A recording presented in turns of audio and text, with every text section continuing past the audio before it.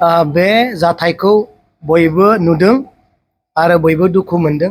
गोबाङा निन्दा खालामदों, गोबाङा दुखु मोनदों आरो गोबाङा रागाबो जोंदों। नाथाय आङो गिबियावनो बुंनो सानो बे जाथाया फरायसा फरायसुलिफोरनि फोरखौ लानानै जादों।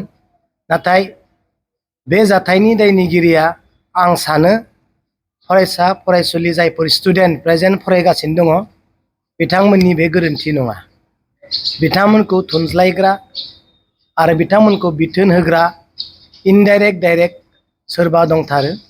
आरो जों सोंनानै मोननायाव मिथिबाय जे बिथांमोना पिसफुलि मोनसे जांख्रिथाय आरो मोनसे हाबाफारि लानायजों आसामखौ मोनथिहोनाय, दिल्ली सरकारखौ मोनथिहोनाय मोनसे खुद्रिसारनाय हाबाफारि मेम'रेन्डामजों लोगोसे लानो होननानै बिथांमोनखौ लानानै फैनाय जादों। नाथाय बिथांमोना बेबायदि जागोन होनना मोनथियाखै जे जोंखौ लानानै गावसोरखौ लानानै गेट सेफायनानै सिङाव हाबनानै बुख्रेबनाय, गाख्रेबनाय, जोख्रेबनाय बेबायदि जागोन होननानै जों माब्लाबाबो सानाखैमोन आरो बेबायदि खालामगोन होननानै जोंखौ लानानै फैयाखैमोन। पिसफुलिसो जोङो बे धरनाखौ लादों होननानै लाना फैदोंमोन होनना बिथांमोना जोङो रिपर्ट होदों। आरो बिथांमोना सोरबा गिदों, सोरबा गाबदों, बेखौ जों गनायना लादों आरो जोंनिफ्राय बै स्टुडेन्टफोरखौ जोङो निमाहा होदों। बिथांमोना नंगौखौनो जुजिदोंमोन, गावसोरनि मोनथाय आरो बर' हारिनि थामोनथाखौ रैखाथि खालामनो, गावनि रैखाथिखौ लाखिनो थाखाय बिथांमोना जुजिनो नागिरदों। बेयाव बुंनांगौ रावहाबो जेबो गैया आरो होबथायाखै आरो बुङाखै। जोङो मोनथिगौ गावनि मोनथायखौ लाखिनो थाखाय, गावनि मोनथायखौ मोननो थाखाय जों दिनै बुंगोन अख्रां नांजासे होज्रिखाव राजा लामायाव थानानै जथे ट्रेन रोखौ खालाम, सोरहाबा जुदि खालामनो दङब्ला जोंहा बेयाव बुंनांगौ गैया। नाथाय बे जाथायखौ निन्दा खालामनायनि, दुखु मोननायनि जाहोना बेसो जे एसेबां पिसफुलि जाखांनायनि उनाव सोरनि थुनज्लायनायाव बेबायदि गावनि आंगो अफिस, गावसोरनो लुनाय गावनि बिमा बिफानि नांनायजोंनो मोननाय बेसेबां मोजां समायना एसेमब्लि हाउसखौ बुफायनानै जोंहा मा मोननो? एसेमब्लि हाउसखौ बुफायनानै सावनानै जोंनि थामोनथाखौ जों बासायनो हागोन ने? हानाय नङा।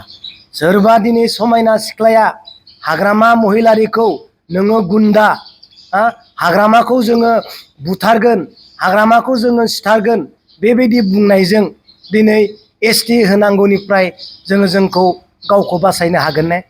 बर' हारिखौ बासायनो हागोन ने? दिनै बिसोरबायदि मेन्टेलिटि आरो बिसोरबायदि रावजोंनो दिनै फरायसा फरायसुलिफोरा बदनाम जादों आरो सोंखारि जाथाव जादों। रावबो दिनै सोंखारिया जथे होज्रिखाव आसाम आरो दिल्ली सरकारनि दरबाराव थां, गारां गावब्रालायनाय होख्राव, सेक्रिफाइस खालाम, दिनै रायजोआ सहाय खालामगोन, रायजोआ दिनै हेफाजाब होगोन बुंनांगौ जेबो गैया। जोंहा आद्रा थानाय जिथु सिमां, बे सिमांखौ मोनहैनोब्ला जों गावनि गेजेराव गावनि न'खौनो, गावनि अफिसखौनो, गावनि लामा दालां टिभि स्क्रिनखौनो बुख्रेबनानै जुदि जोंनि मोननांगौ मोनथायखौ जों बासायनो हायोब्ला जोंहाथ' आरो बिनिख्रुइ बांसिन मावनांगौ खामानि दंबावो, हाबावो, सावनो हायो, बुथारलायनो हायो।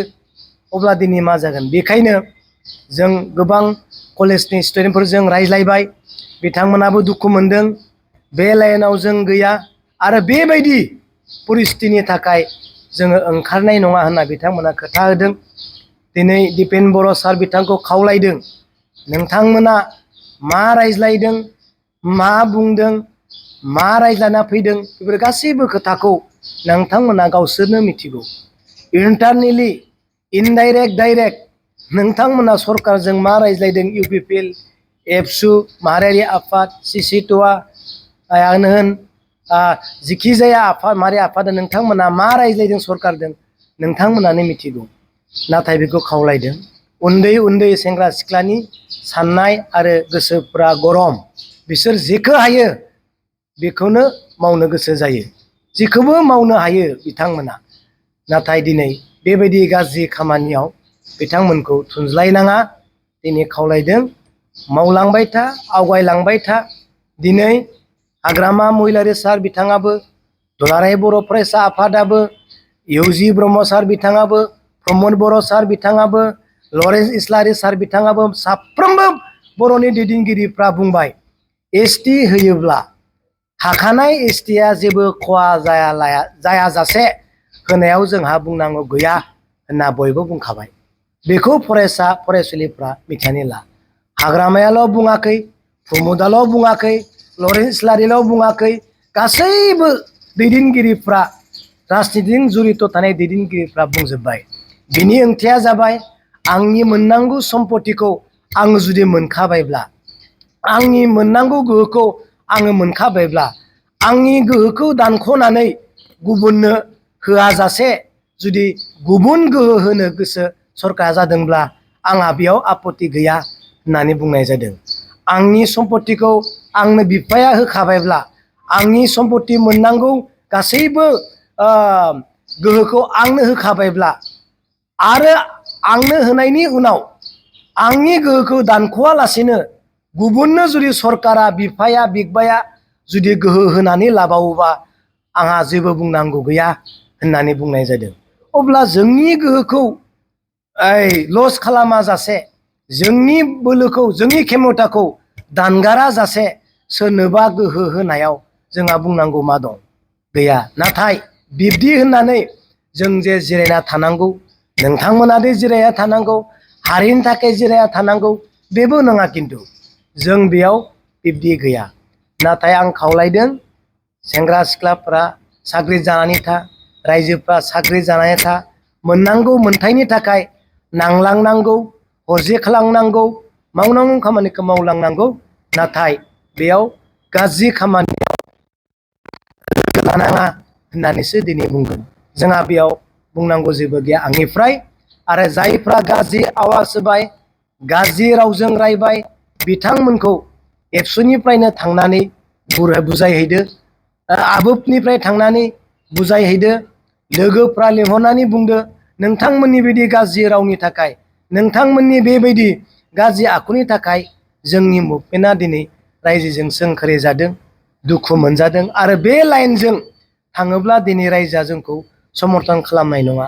नोंसोर मोजाङै बुजायदो। गोरोन्थिया जायो, बिनानावफोर, फंबायफोर, निमाहानि लामा दङ, सिमा दङ।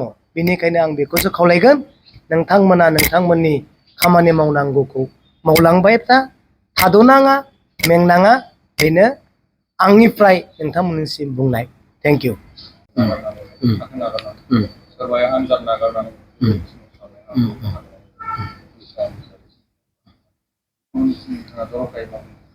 दिनै आंथ' बुंनो सानो जायफोरा फरायबाय थादों बिथांमोना गावनि फरायनायखौ दोनथ'नाय माने गावनि लाइफखौ बेक खालामनाय।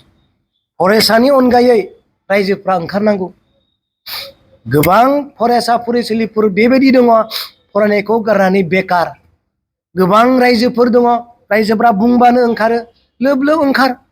नाथाय स्टुडेन्टफोरखौ फरायनायखौ दोनथ' होनानै, एग्जामखौ दोनथ' होनानै बिना बेबायदि गाज्रि खामानियाव जायफोरा सोसनदों बिथांमोना बेसेबां पिरियड नस्थ' जागोन बेखौ मिथिगौ ना? आं बुङाखै फरायसाफ्रा दा ओंखार होननानै। नाथाय फरायसाफोरनिख्रुइ हाजार हाजार रायजोआ ओंखारोब्ला फरायसाफोरनि फरायनाय जिबना दिदोमै थागोन ना थाया? नङा होमबा? फरायसा फरायसुलिफ्रा एग्जाम होनांगौ दङ, एग्जाम होनांगौ दङ होननानै नोंसोरो थाथ', फिसाज्लानि जायगायाव बिफाया ओंखार। नङा नङा। फंबाया एग्जाम होनांगौ, बिदाया ओंखार। बिनानावा एग्जाम होनांगौ, बिब'आ ओंखार। गावनि स्टुडेन्टखौ मानो थोनहरनो? एग्जामखौ दोनथ'दों, एग्जामखौ बेक खालामदों। नोंसोर गावसोरनो साननानै नाय, गावसोरनो बिजिरनानै नाय। एग्जाम दोनथ'नानै जों आन्दलन खालामनायनि जुरिजेननाया जोंनि फिथाइया मा जागोन? बेखायनो आं बेखौसो खावलायदों, एग्जामखौ जायफ्रा होगोन बिनि बिमा बिफाया ओंखार। एग्जामखौ जायफ्रा होगोन बिनि बाय बाहागि बिनि बिब' बिदाफ्रा ओंखार, आं बेखौनो बुंनो नाजादों, रायजोआ ओंखार होननानै बुंनाय जादों।